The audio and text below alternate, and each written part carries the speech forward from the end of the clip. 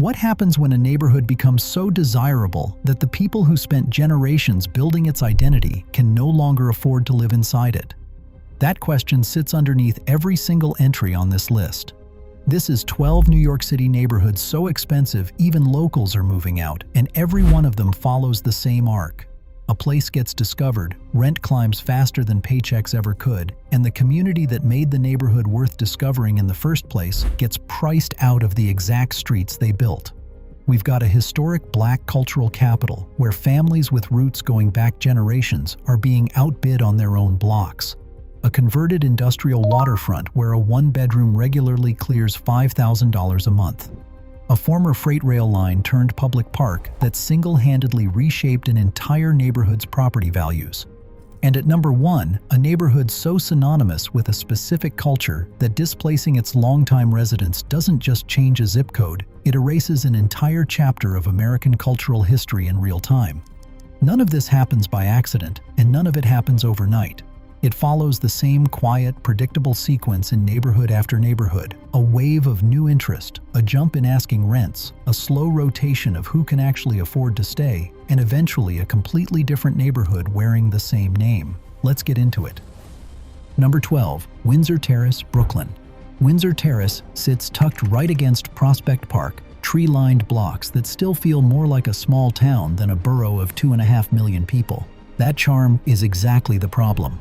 As renters priced out of Park Slope next door started discovering Windsor Terrace's brownstones and quieter pace, asking rents climbed fast enough that longtime residents, many of them multi-generational Irish and Italian families who'd anchored the neighborhood for decades, describe watching their own block get reclassified as a hot destination almost overnight, with rent increases outpacing what a lot of those original families could keep up with. Windsor Terrace's small footprint compounds the problem, since it's genuinely one of the smallest residential neighborhoods in Brooklyn, meaning even a modest wave of new interest translates into an outsized jump in competition for the limited number of units actually available on any given block. Prospect Park itself functions almost like a shared backyard for the whole neighborhood, and that access, combined with the area's relative quiet compared to its more famous neighbor, has made Windsor Terrace one of the clearest examples of a genuinely under-the-radar neighborhood getting discovered almost overnight once enough people priced out of Park Slope started looking one stop further down the subway line. The neighborhood's older housing stock, mostly 2-family and 3-family homes rather than large apartment towers, has made the shift even sharper, since there's no easy way to add supply quickly here the way a developer might in a neighborhood zoned for taller buildings, leaving demand to chase an almost fixed number of available units year after year. Number 11, Dumbo, Brooklyn. Down under the Manhattan Bridge overpass has some of the highest rents anywhere in the borough of Brooklyn, driven by converted industrial lofts with exposed brick and Manhattan skyline views that command a genuine premium, even by New York standards. The irony here runs deep.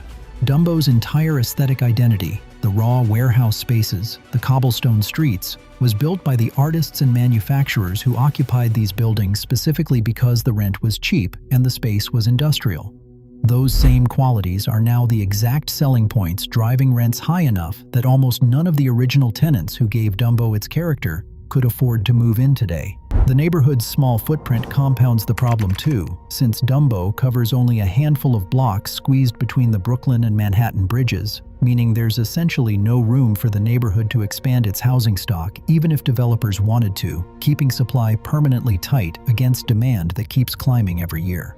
Tech companies and design firms have moved aggressively into Dumbo's remaining commercial space too, adding high-earning office workers to the daily population and pushing up demand for the neighborhood's limited residential stock even further, a compounding effect that's made Dumbo's rents some of the least likely on this entire list to ever meaningfully soften. The neighborhood's cobblestone streets and converted factory buildings, protected in part by historic preservation rules, mean Dumbo's physical character isn't likely to change, even as its economics keep drifting further and further out of reach for anyone who isn't already earning well above the city's median income.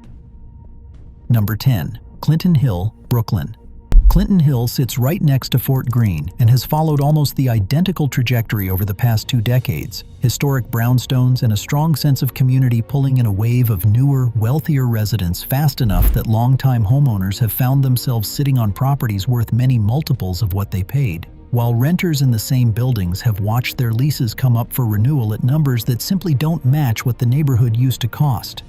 Pratt Institute anchors the neighborhood academically, and the area's proximity to both the G train and increasingly convenient access to Manhattan has only accelerated the pricing pressure over the years. Clinton Hill's historic district designation, meant originally to preserve the neighborhood's 19th century architecture, has ended up working as an unintentional accelerant on prices too, since landmarked brownstones carry a real premium in a market where buyers are actively hunting for exactly that kind of protected architectural character.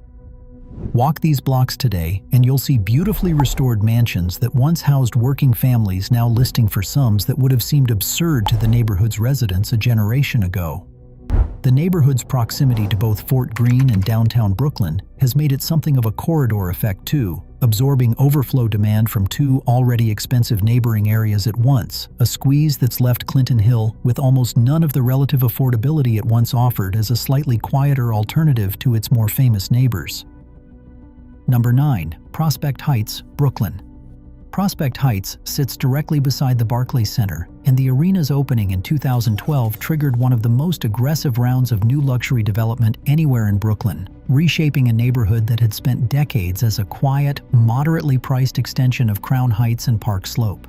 New high-rise towers went up specifically to capture arena foot traffic and the neighborhood's genuinely excellent transit access, and asking rents climbed alongside them fast enough that longtime Black and Caribbean residents who lived in Prospect Heights well before anyone associated the neighborhood with a major sports arena have faced real, sustained displacement pressure. The arena deal itself was originally sold to the surrounding community with promises of thousands of units of affordable housing as part of the broader development around it. Promises that housing advocates have argued for over a decade were only partially fulfilled, leaving a neighborhood that got the luxury towers and the arena traffic without nearly enough of the affordability that was supposed to come attached to them. Concerts and events at Barclays bring tens of thousands of visitors through the neighborhood on a regular basis, a level of foot traffic and commercial activity that's reshaped Prospect Heights' main corridors in ways longtime residents are still adjusting to more than a decade after the arena first opened. The neighborhood's brownstone blocks, once considered a slightly more affordable extension of Park Slope, now regularly command prices that rival or exceed their more famous neighbor, a reversal almost nobody in the neighborhood predicted before the arena broke ground. Prospect Heights' proximity to the Brooklyn Museum and the Brooklyn Botanic Garden, 2 of the borough's most significant cultural institutions, had always given the neighborhood real appeal even before the arena arrived, which makes the scale of the more recent price acceleration even harder to separate from the arena's specific impact versus the neighborhood's pre-existing, more gradual desirability. Number 8. Fort Greene, Brooklyn. Fort Greene is one of the textbook cases urban planning researchers point to when they study how gentrification actually unfolds in this city. Academic research tracing the neighborhood's transformation through the 1990s identified Fort Greene, alongside Harlem, Chelsea, and the Lower East Side, as one of the neighborhood's most dramatically reshaped by rising rents and demographic change, and the trend documented in that research has only accelerated since. Fort Greene Park, one of the city's oldest, sits at the center of a neighborhood now dominated by renovated brownstones listing well into the millions, a dramatic shift from the working-class Black community that defined the neighborhood for most of the 20th century.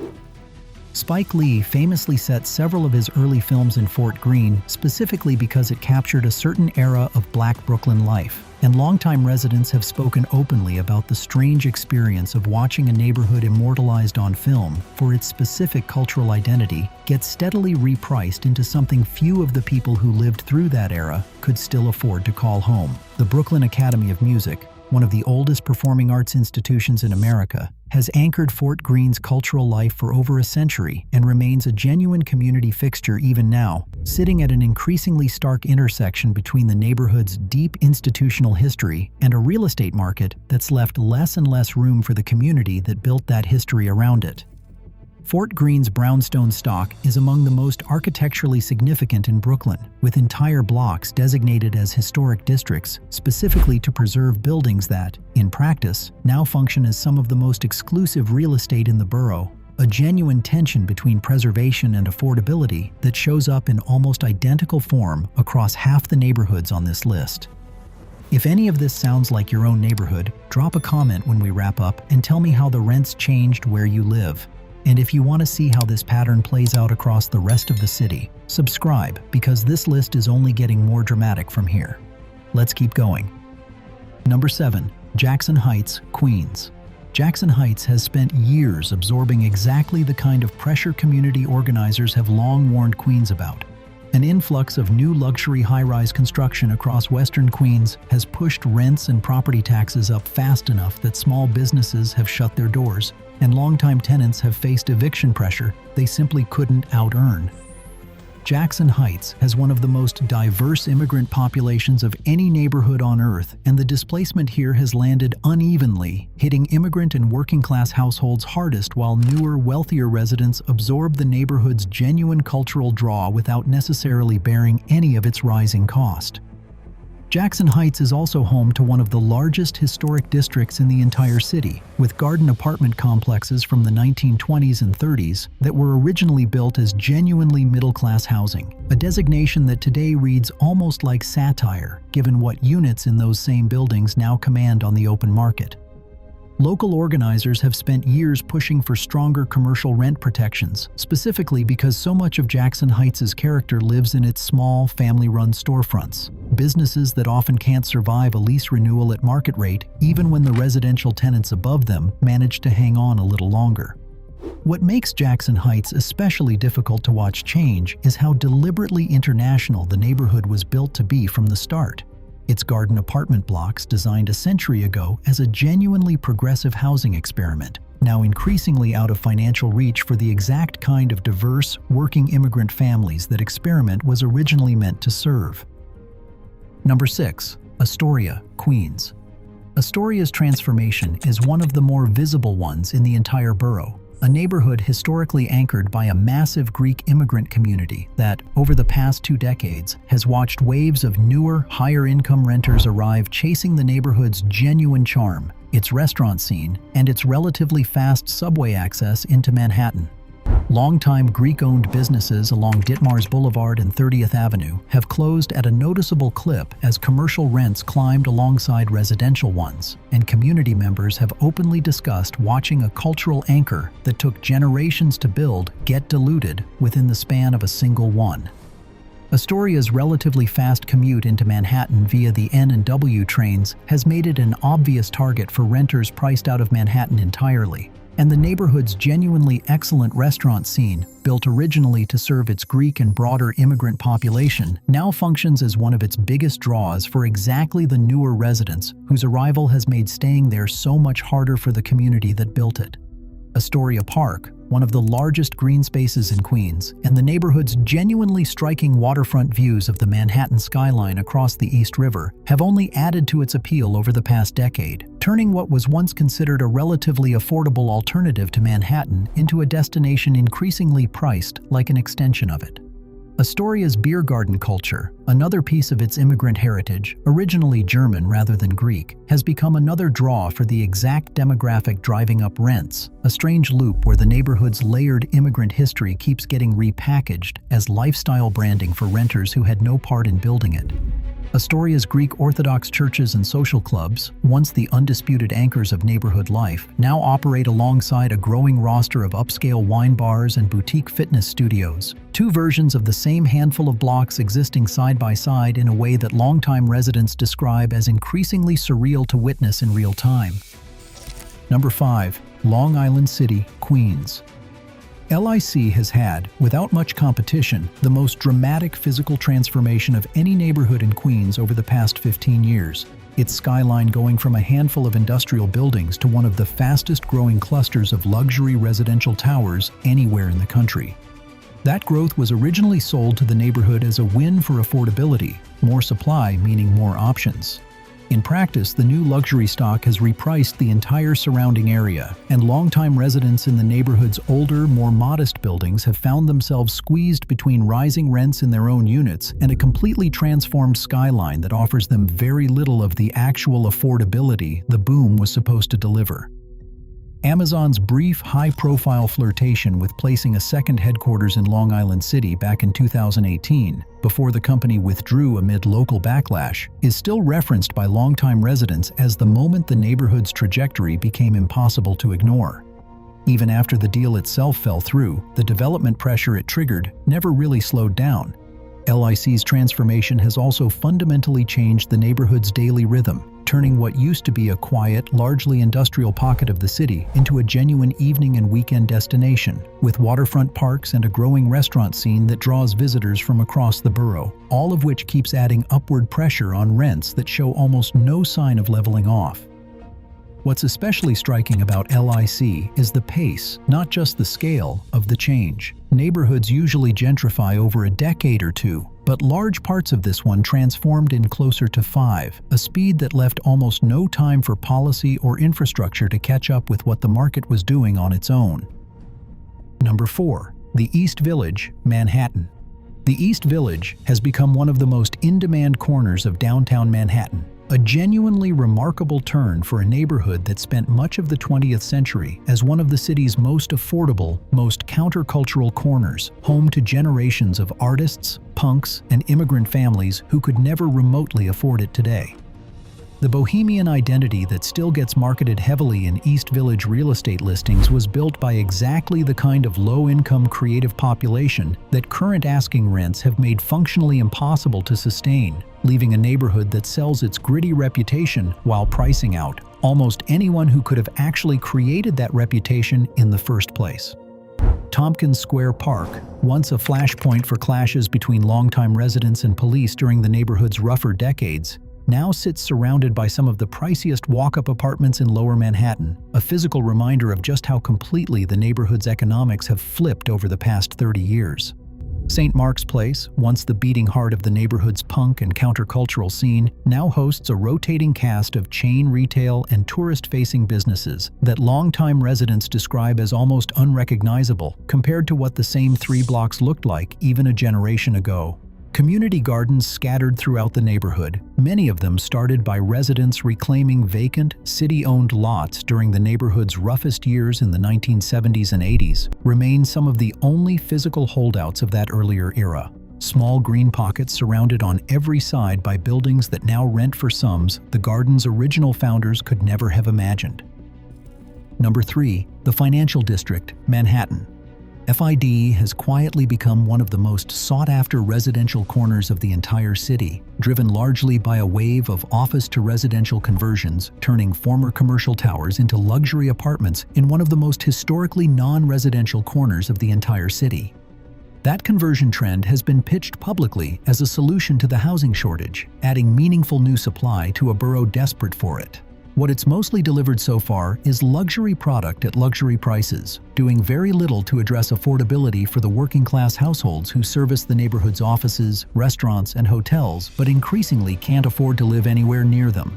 FID's residential population has grown significantly since the September 11th attacks reshaped the neighborhood's identity, transforming what was once an almost entirely commercial district, empty after business hours, into a genuine 24-hour residential neighborhood, a transition that's brought real vibrancy, but also brought exactly the kind of price pressure that's kept it out of reach for anyone without a substantial income. New luxury towers here now advertise amenities that would have sounded absurd for an office district a generation ago. Private clubs, rooftop pools, and dog spas, a level of residential polish built specifically for a tenant base with disposable income the neighborhood's actual working population is very rarely part of. What makes FID such an unusual entry on this list is that it never had a before. In the sense every other neighborhood here does, no working-class residential community got displaced because there was barely a residential community here to begin with. Instead, FID represents a different kind of exclusion entirely. An entire corner of Manhattan built from scratch as luxury housing, skipping the affordability phase most neighborhoods pass through on their way to becoming expensive. One more thing before the final 2. If you've made it this far, hit subscribe, because the last 2 entries on this list are the ones that actually made me want to make this video in the first place. Number 2. Chelsea, Manhattan. Chelsea sits among the neighborhoods that have seen the sharpest rent increases anywhere in the city over the past decade, alongside Midtown Manhattan and Staten Island's North Shore. Chelsea's transformation has been driven in large part by the High Line, the elevated park built on a former freight rail line that opened in 2009 and has since become one of the most successful public space projects in modern American urban planning. That success came at a real cost to the neighborhood surrounding it, with property values along the park's route climbing so dramatically that longtime residents, many in the neighborhood's historic public housing developments, describe living in the literal shadow of luxury condo towers built specifically to capture highline views, priced at levels that have almost nothing to do with the working class, historically LGBTQ+ anchored neighborhood Chelsea used to be. Chelsea was one of the epicenters of New York's gay rights movement for decades, and longtime community members have described real grief watching the neighborhood's cultural institutions and community spaces get steadily replaced by exactly the kind of glass tower luxury development the High Line's success made almost inevitable, a genuinely painful trade-off between a wildly successful public park and the community identity that existed on the ground before it opened. The High Line itself draws millions of visitors a year, an enormous tourism engine that's transformed the surrounding blocks into some of the most valuable retail and residential real estate anywhere in Manhattan, proof that a park can be an unambiguous public good and still function as an aggressive driver of the exact displacement this whole list is about. Chelsea's public housing developments, home to thousands of longtime residents on fixed and moderate incomes, now sit within blocks of some of the most expensive condos in the entire city, a physical juxtaposition that makes the neighborhood's income divide almost impossible to miss for anyone actually walking these streets rather than just scrolling listings online. Number 1. Harlem, Manhattan. No neighborhood on this list carries more cultural weight than Harlem, and no neighborhood's displacement story has been documented more extensively. Harlem was the epicenter of the Harlem Renaissance, the historic capital of Black American culture, art, and political life for the better part of a century. Average rents in Harlem have climbed to levels that would have been unrecognizable to residents even 20 years ago, part of a broader pattern that's made Harlem one of the most dramatically gentrified neighborhoods anywhere in New York City. East Harlem specifically has become a flashpoint in the city's ongoing housing debate, with hundreds of rent-regulated units across dozens of buildings changing ownership over the years, prompting repeated interventions from city officials trying to keep longtime tenants from losing stable, affordable homes in the middle of those transitions. Harlem's brownstones, many of them owned by Black families for multiple generations, have become some of the most sought-after real estate in the entire city, meaning the same neighborhood that shaped American music, literature, and political movements for 100 years is now displacing the descendants of the people who built that legacy, priced out by the exact same cultural cachet their community created in the first place. Langston Hughes lived here. Duke Ellington played here. The Apollo Theater still stands on 125th Street, still hosts live shows, still functions as a genuine cultural anchor, sitting now among high-end retail and luxury condo developments that would have been almost unthinkable on this same corridor a generation ago. Harlem's story isn't over, and plenty of longtime residents and institutions are fighting hard to make sure the neighborhood's culture survives its own economic transformation. But the math of who can actually afford to stay and participate in that fight keeps getting harder every single year. Harlem's brownstone blocks north of Central Park, once considered a bargain compared to almost anywhere else in Manhattan, now regularly sell for sums that would have been unthinkable to the families who bought and restored them decades ago. Families who, in a lot of documented cases, did the actual work of stabilizing the neighborhood only to watch that stability get monetized by buyers who arrived generations after the hardest work was already done. So there's the pattern running under every single entry on this list. None of these 12 neighborhoods got expensive by accident. Every one of them got discovered specifically because of what longtime, often working class, and often Black, immigrant, or working class white communities built there over generations, and in nearly every case, the community that built the appeal ended up unable to afford what that appeal eventually cost.